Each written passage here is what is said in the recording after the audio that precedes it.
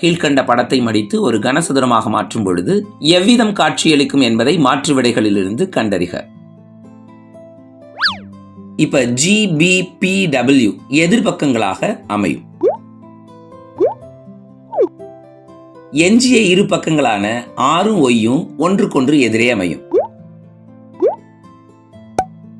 கிடைக்கப்பெறும் கனசதுரம் ABCDல கொடுக்கப்பட்டிருக்கிற கனசதுரங்கள்ல எதுல மேட்ச் ஆகுதுன்னு பாருங்க.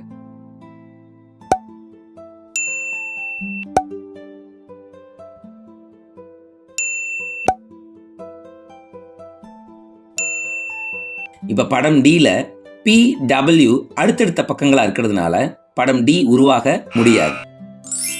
இங்கு கொடுக்கப்பட்டுள்ள மாற்று விடைகளிலிருந்து A, B மற்றும் C என்ற கனசதுர உருவமே உருவாக வாய்ப்புள்ளது. டிக் பண்ணிக்கோங்க.